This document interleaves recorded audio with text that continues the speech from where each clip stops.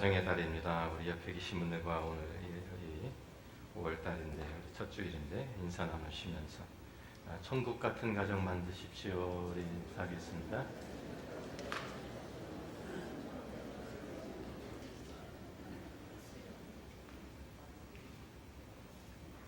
지난주에 우리가 사람을 외모로 판단하고 차별 대우하는 것은 복음에 역행하는 것이라고 말씀을 드렸습니다.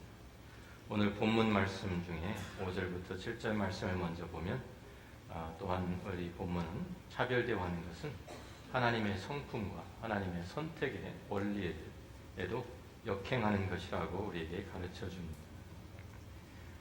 하나님이 어떠한 분이십니까? 우리가 성경을 찾아보면 하나님은 아주 공의로우신 분이시다. 그래서 하나님은 외모로 판단하지 않으신다는 말씀이 계속 반복해 나옵니다. 신명기 구약성경 신명기 10장 17절부터 19절 말씀을 보면 너희의 하나님 여호와는 신 가운데 신이시며 주 가운데 주시요 크고 능하시며 두려우신 하나님이시라. 사람을 외모로 보지 아니하시며 뇌물을 받지 아니하시고 고아와 과부를 위하여 정의를 행하시며 나그네를 사랑하여 그에게 떡과 옷을 주시나니 너희는 나그네를 사랑하라. 전에 너희도 애굽 땅에서 나그네 되었음이니라 말씀합니다. 하나님은 절대로 사람을 그냥 겉으로만 보고 판단하시는 분이 아니시다라는 것입니다.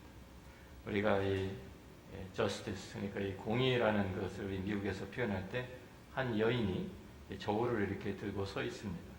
그래서 우리가 법조계 같은데 우리 아니면은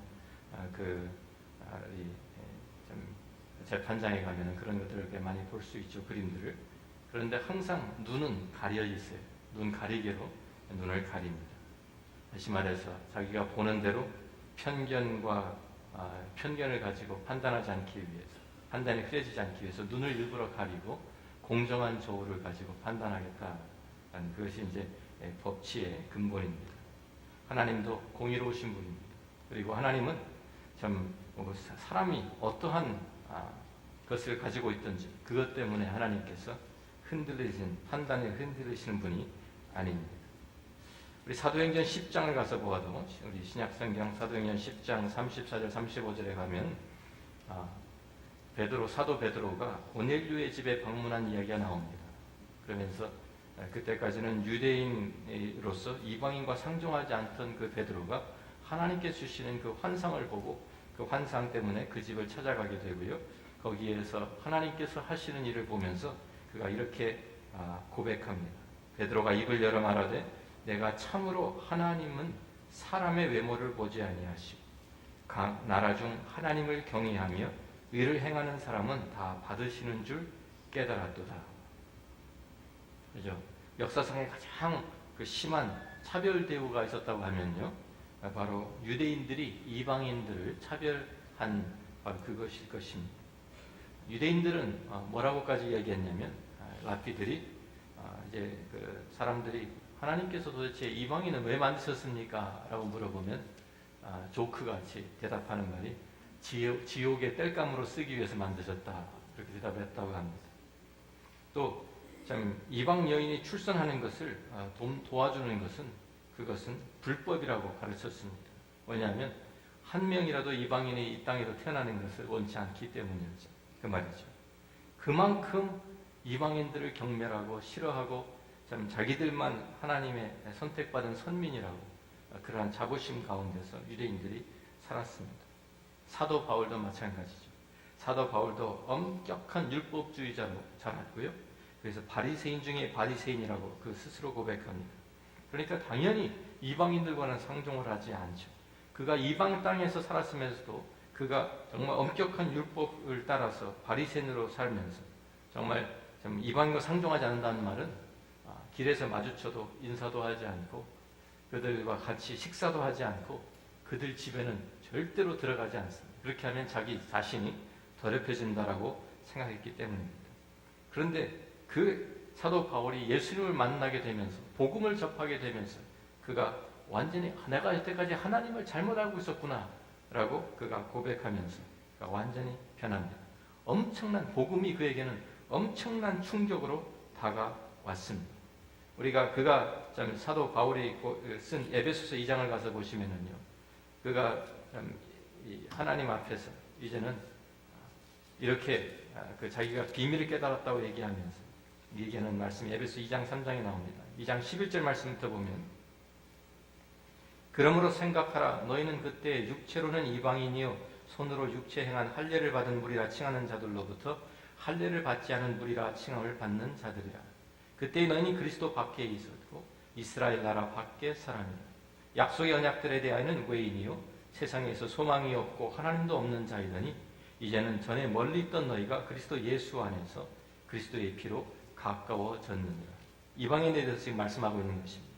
그는 우리의 화평이신지라 둘로 하나를 만드사 원수된 것, 그 중간에 막힌 담을 자기 육체로 하시고 법조문으로 된 계명의 율법을 폐하셨으니 이는 이 둘로 자기 안에서 한 새 사람을 지어 화평하게 하시고 또 십자가로 이 둘을 한 몸으로 하나님과 화목하게 하려 하십니다. 원수된 것을 십자가로 소멸하시고 또 오셔서 먼데 있는 너에게 평안을 전하시고 가까운 데 있는 자들에게 평안을 전하셨습니다. 이는 그로 말미암아 우리 둘이 한 성령 안에서 아버지께 나아감을 얻게 하려 하십니다. 그러므로 이제부터 너희는 외인도 아니요 나그네도 아니요 오직 성도들과 동일한 시민이요 하나님의 권속이라 라고. 유대인으로서 바리새인이었던 그 사람이 이런 고백을, 너희는 이제 외인도 아니, 이방인들 향해서 너희는 외인이 아니다, 나그네도 아니다, 성도가 동일한 시민이요 하나님의 자녀가 되었다라고 이야기할 수 있는 것은 보통 일이 아닌 것입니다. 그가 에베소 3장에 들어가면 계속해서 4절 6절에 그리스도의 비밀을 내가 깨달았다라고 고백합니다. 그런데 그 비밀이, 그가 깨달은 그리스도의 비밀이 무엇입니까? 5절 말씀부터 보면 이제 그의 거룩한 사도들과 선지자들에게 성령으로 나타나신 것 같이 다른 세대에서는 사람의 아들들에게 알리지 아니하셨으니 이는 그 비밀이 무엇이냐면 이방인들이 복음으로 말미암아 그리스도 예수 안에서 함께 상속자가 되고 함께 지체가 되고 함께 약속에 참여하는 자가 됨이라. 바로 그거예요. 그가 깨달은 비밀이, 여태까지 그는 하나님은 오직 유대인의 하나님이셨고 이스라엘의 하나님이시라고 그렇게만 알고 있었습니다. 이스라엘 민족만 하나님의 구원을 받고 하나님의 자녀가 될 수 있고, 그런데 예수님을 통해서 복음 가운데서 모든 이방인들이 이제는 같이 하나님 안에 하나님의 자녀가 되고 예수 안에서 함께 상속자가 되고 함께 지체가 되고 한 몸이 되었고 함께 약속에 참여한 언약에 참여하는 그러한 하나님의 백성이 되었다. 이것이 엄청난 사건이죠. 바로 그것이 교회의 비밀입니다. 교회는 이방인, 유대인 차별이 없이 다 같이 하나가 되어서 함께 한 교회를 이루고 함께 하나님의 성전으로 지으심을 받은 것입니다. 그래서 우리가 이 복음이 좀 그 위력의 요한계시록 7장에 잘 나타나 있습니다. 요한계시록 7장을 가서 보시면 9절과 10절 말씀에 이 복음이 온 땅에 전파되어서 이 복음을 통해서 많은 사람들이 주님 앞에 돌아오고, 그러면서 그 마지막 이 복음을 통해서 구원받은 그 수많은 무리들이 함께 모여서 하나님 앞에 예배드리는 장면이 나오죠. 여기에 그 복음 전파가 완성되었을 때의 그 그림을 우리에게 보여주는 것입니다. 2일 후에 내가 보니 각 나라와 족속과 백성과 방언에서 아무도 능히 셀 수 없는 큰 무리가 나와 흰옷을 입고 손에 종려 가지를 들고 보좌 앞과 어린 양 앞에 서서 큰 소리로 외쳐 이르되 구원하심이 보좌에 앉으신 우리 하나님과 어린 양에게 있도다. 얼마나 위대한 환상입니까? 하나님께서 사도 요한에게 이 환상을 보여주셨습니다. 초대교회 모든 사도들이 다 유대인들이었는데 그 유대인들이 자기들의 편견을 다 내려놓고 복음 안에서 변화되어서 정말 이방인들을 자기 형제로 맞아들이고 함께 하나님의 가족이 되고 함께 하나님의 백성이 되었다는 사실을 신약성경이 우리에게, 바로 그것이 교회가 하는 일이라고 우리에게 말씀해 주고 있는 것입니다. 인종뿐만 아니죠. 하나님의 선택의 원리를 우리가 들여다보면 세상의 선택의 원리와는 정반대로 하나님의 선택의 원리는 작용하고 있습니다. 우리가 잘 아는 고린도전서 1장을 가서 보시기 바랍니다. 고린도전서 1장에 26절 말씀부터 보면 사도 바울이 고린도 교회에 편지를 쓰면서 그 교인들을 향해서 이렇게 말씀합니다. 형제들아 너희를 부르심을 보라. 육체를 따라 지혜로운 자가 많지 아니하며 능한 자가 많지 아니며 문벌 좋은 자가 많지 아니하도다. 그러나 하나님께서 세상에 미련한 것들을 택하사 지혜 있는 자들을 부끄럽게 하려 하시고 세상에 약한 것들을 택하사 강한 것들을 부끄럽게 하려 하시니 하나님께 세상에 천한 것들과 멸시받는 것들과 없는 것들을 택하사 있는 것들을 폐하려 하시나니 이는 아무 육체도 하나님 앞에서 자랑하지 못하게 하려 하십니다. 교회 안을 한번 들여다보라는 것입니다. 우리도 한번 들여다보라는 것입니다. 우리 안에 우리가 이렇게 많은 사람들이 모여 있는데 똑똑한 사람이 더 많습니까? 보통 사람이 더 많습니까? 뭐 다들 다 자기는 똑똑하다고 말씀하실지 모르겠지만 IQ 130 이상인 사람이 더 많습니까? 아니면 그 이하가 더 많습니까? 이하가 훨씬 더 많습니다. 보통 사람들이 똑똑하지 않은 사람들이 훨씬 많은 거예요. 교회 안에. 능력이 있는 사람이 많습니까? 능력이 없는 사람이 더 많습니까? 자신들은 능력이 있다고 얘기할지 몰라도 우리가 보편적으로 보면 능력이 없는 사람들이 대부분입니다. 공부 많이 한 사람이 더 많습니까? 공부하지 많이 못한 사람이 더 많습니까? 공부 많이 하지 못한 사람이 훨씬 더 많습니다. 우리가 지위가 높은 사람이 많습니까? 이 세상에서 지위가 낮은 사람이 더 많습니까? 초대교회 때부터 교회 안에는 멸시받던, 세상에서 멸시받던 종들이 훨씬 더 많았습니다. 남자, 여자 비율을 따져도 남자가 더 많습니까? 여자가 더 많습니까? 아까 우리 한나도 얘기했는데 선교사로 나가는 사람이 10명 중에 겨우 남자 선교사는 2명. 참 헌신도도 참 떨어지죠. 그럴 수밖에 없는 게 여자가 훨씬 더 많아요. 교회 안에. 여자가 훨씬 많습니다. 세상에서 참 약하다고 하는 그 여자분들이 교회 안에 훨씬 더 많습니다. 부자가 더 많습니까? 가난한 사람이 더 많습니까? 교회 안을 보면 가난한 사람이 훨씬 더 많습니다. 항상. 이것만 보아도 그 말입니다. 지금 사도 바울 이것만 보아도 하나님께서 우리를 선택하시는 선택의 기준은 절대로 우리가 가진 외모나 갖춘 자격 때문에 우리를 선택하신 것이 아니지 않느냐라고 반문하고 있는 것입니다. 우리가 외부적인 조건을 보면은요, 정말 훨씬 많이 가진 사람보다 없는 사람이 많고 똑똑한 사람보다 똑똑하지 않은 사람이 더 많고 모든 면에서 하나님께서 선택하신 그것은 우리의 어떤 외부적인 조건 때문이 아니라는 것을 우리는 바로 알 수 있다는 말입니다. 그렇다고 하면 하나님께서 하나님의 백성으로 하나님의 자녀로 하나님의 그 뜻 가운데서 선택하신 하나님의 그 백성들이 이렇다고 하면 우리들이 무언데 감히 하나님의 택하신 자들을 우리들이 차별하고 그들을 멸시하느냐 그 말입니다. 우리가 차별대우, 특별대우하는 것은 우리가 가진 어떠한 외부적인 조건을 가지고 우리가 가진 어떠한 잣대를 가지고 이렇게 갈라서 우리가 대우를 하는 것은 하나님의 선택의 원리에 역행하는 것이라고 성경 우리 가르쳐 주고 있습니다. 그것은 또한 하나님의 권위에 도전하는 것과 마찬가지입니다. 계속해서 우리 오늘 본문 말씀을 봅니다. 우리가 8절 말씀부터 계속 보면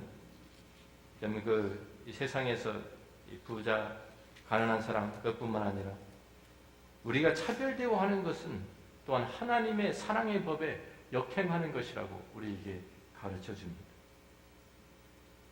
8절 말씀에 이렇게 말씀하죠. 너희가 만일 성경에 기록된 대로 내 이웃 사랑하기를 내 몸과 같이 하라 하신 최고의 법을 지키면 잘하는 것이거니와 만일 너희가 사람을 차별하여 대하면 죄를 짓는 것이니 율법이 너희를 범법대로 정죄하리라 라고 말씀합니다. 최고의 법이 무엇입니까?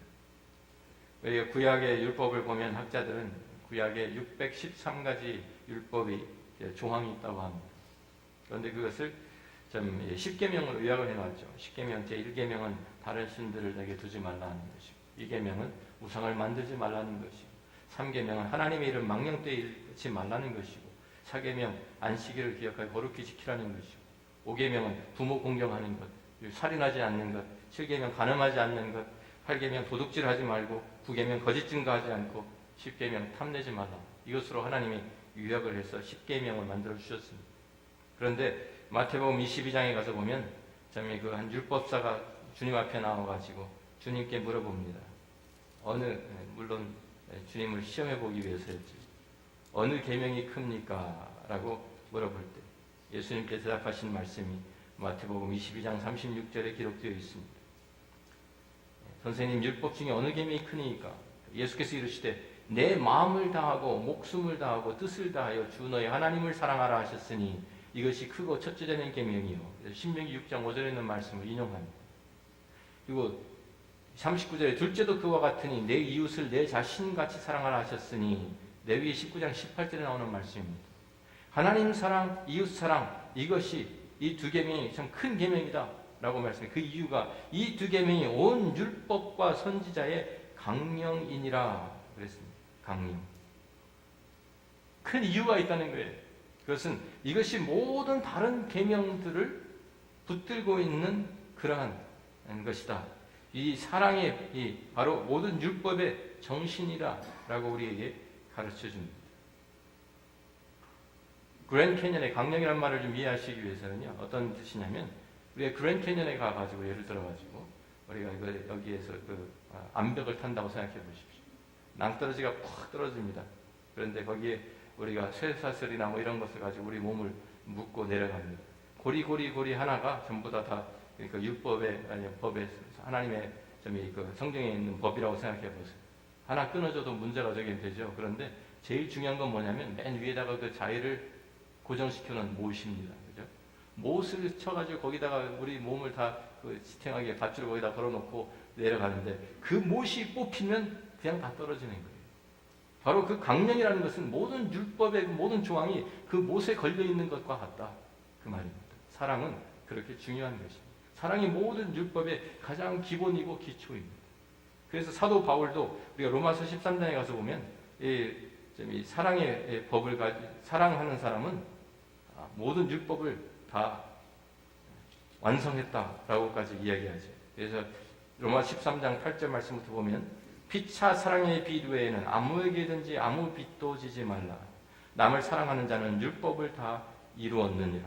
간음하지 말라, 살인하지 말라, 도둑질하지 말라, 탐내지 말라 한 것과 그 외에 다른 계명이 있을지라도 내 이웃을 내 자신과 같이 사랑하라 하신 그 말씀 가운데 다 들었느니라.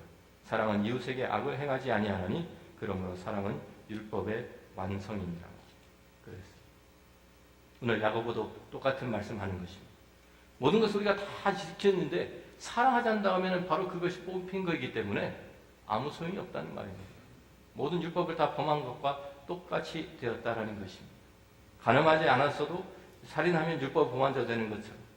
그런데 그것보다 더 중요한 자유의 율법, 최고의 율법, 사랑의 법을 우리가 행하지 않고 있다고 하면 그것은 모든 율법을 다 범한 것과 똑같은 것이다. 그러면 모든 율법을 다 범한 사람은 하나님의 심판만 있을 뿐이라고 우리 경고합니다. 예수님께서는 이것을 우리 교회에 다시 정리하셔가지고 새 계명을 주십니다. 우리가 잘 아는 요한복음 13장 34절 말씀이죠. 새 계명을 주노니 어떻게 하라고요? 서로 사랑하라. 내가 너희를 사랑한 것 같이 너희도 서로 사랑하라. 내가 서로 사랑하면 이로써 모든 사람이 너희가 내 제자인 줄 알리라. 그래서 교회의 특색이 교회가 지켜야 될 가장 중요한 우리가 가치가 사랑이라고 우리에게 말씀해 주신 것입니다.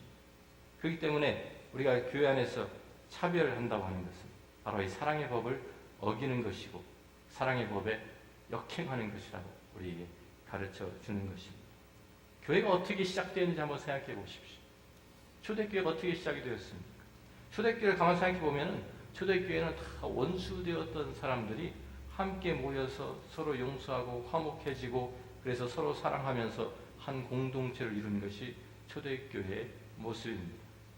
제자들, 12제자들 그리고 그 오순절날 모였던 유대인들 생각해보면 그 사람들이 6월절 때 예수님 못 박으라고 소리치던 사람 아닙니까?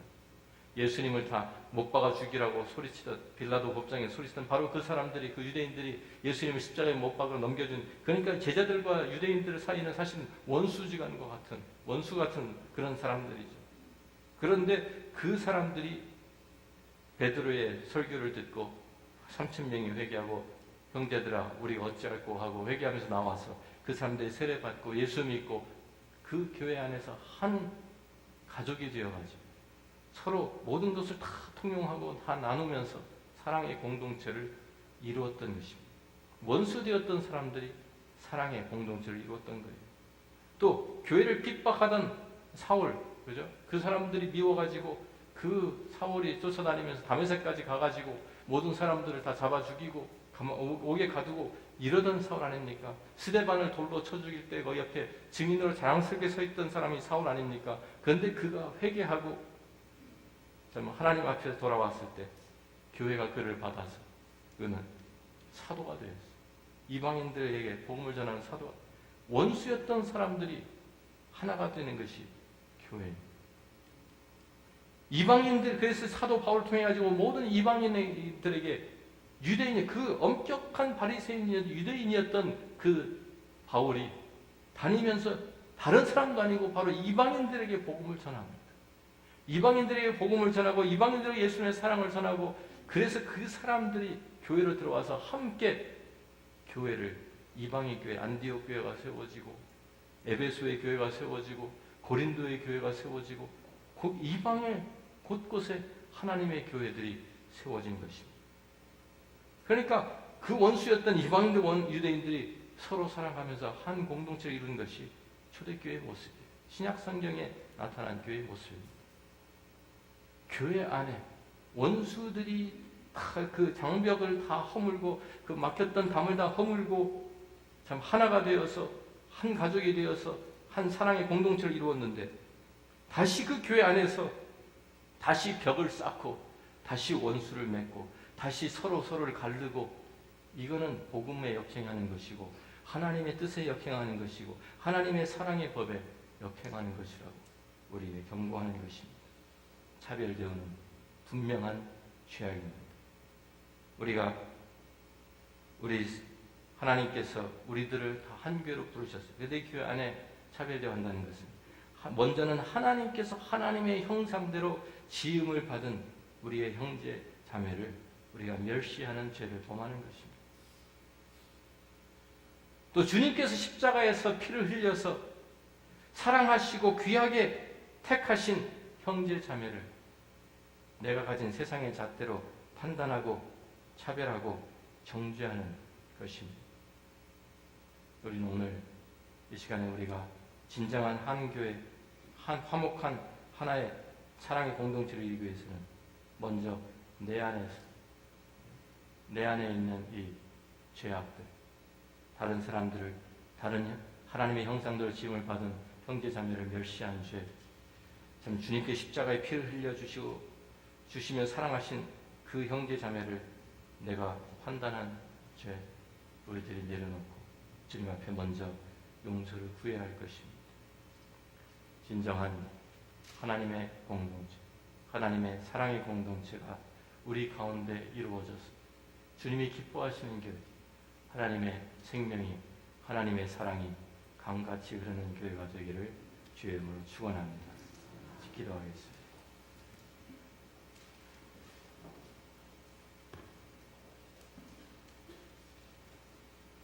우리는 여러 가지 잣대를 가지고 다른 사람들을 판단합니다.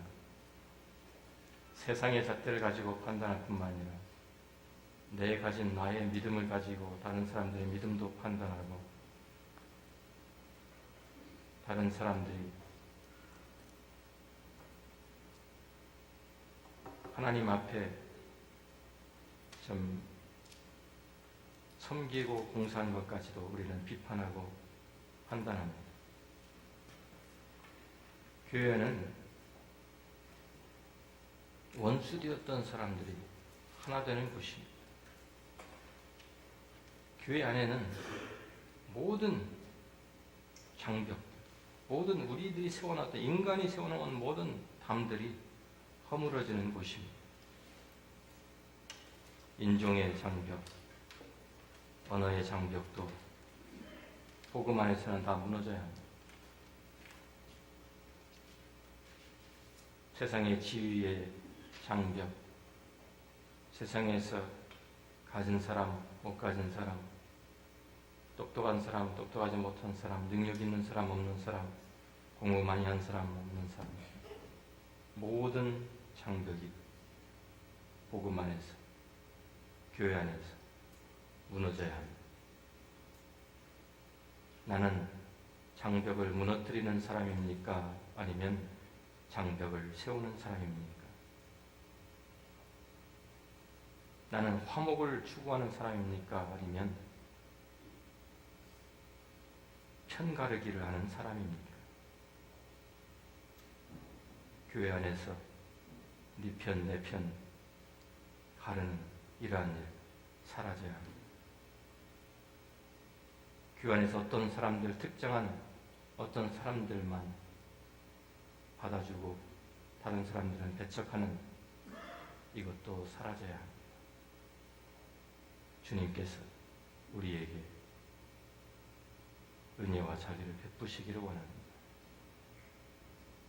아버지 하나님, 우리 교회 안에 우리도 모르는 사이에 우리들이 가진 잣대를 가지고 우리들이 가진 기준을 가지고 서로 재어보며 우리들이 세우는 모든 담벽들이 있다고 합니다.